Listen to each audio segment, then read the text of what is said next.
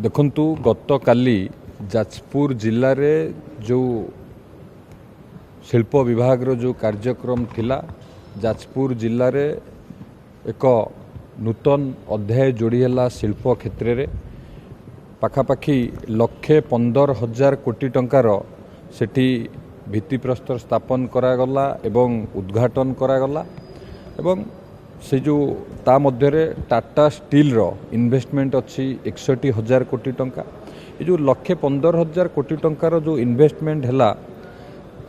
सी investment रो मुख्य उद्देश्य होची आम राज्य रे जो मेटल डाउनस्ट्रीम इंडस्ट्री जो भली भाव में आगो को जीवा कथा आज पर्यंत जाई पार नथिले सेठी विभिन्न डाउनस्ट्रीम इंडस्ट्री स्टील सेक्टर सेमानंकु सेठी निमंत्रण करा जाइथिला सेमानंको सहित मध्य विभिन्न डिस्कशन मीटिंग पूर्वरु करा जाइथिला तांकर जो मतामत थिला जे पूर्वरु सेमाने बहु बार चेष्टा करी मध्य विफल हेतिले ओडिसा रे डाउनस्ट्रीम इंडस्ट्री रो शिल्प प्रतिष्ठा करिवा पई विशेष करी मेटल सेक्टर रे आपण जे देखिबे आज जामशेदपुर कतुरु आरंभ करी आम पड़ोसी राज्य रे गोटे मेटल डाउनस्ट्रीम रो गोटे इकोसिस्टम तैयारी होइछि जोटा कि आज पर्यंत ओडिसा रे नथिला डाउनस्ट्रीम इंडस्ट्री सृष्टि हेले निजुक्ति संभावना अधिक सृष्टि हब जोटा कि से कलिंग नगर रे एक एमएसएमई पार्क प्रतिष्ठा करा जाइछि सेठी पाखापाखि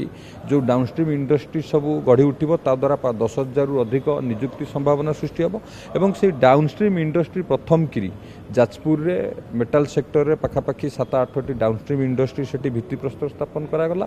एवं आउ गोटे सबुठु बड़ अचिवमेंट है सेठी जानिथिबे माननीय मुख्यमंत्री जो उद्घाटन कले जटिया स्टील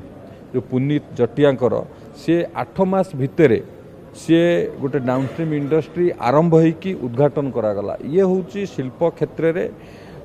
जो सफलता ये होची तार प्रतिफलन माननीय मुख्यमंत्री जो प्रतिबद्धता अच्छी आम सरकार जो प्रतिबद्धता अच्छी किभली भाव में ओडिशा को एक समृद्ध ओडिशा गठन करने शिल्प क्षेत्र में समृद्ध करने आम खाली पुंजी निवेश रे आम सीमित रोनु पुंजी निवेश आसला किभली भाव में से एमओ हम एमओ है लैंड एक्विजिशन हम लैंड एक्विजिशन पर भित्तिप्रस्तर स्थापन करी किभली भाव में से केते शीघ्र कंप्लीट हो बा इनागुरेशन हो ये पूरा चेन टाको आम मॉनिटरिंग करछु जोथिपाई शिल्प क्षेत्र में ओडिशा आगु को बढ़ुची एवं आपण माने देखिबे निश्चित भाव में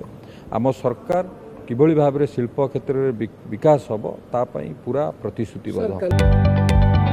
जदि आपंक आम भिडी भल लगा तेब आम चैनल को लाइक शेयर और सब्सक्राइब करने को जमा भी भूलु नहीं।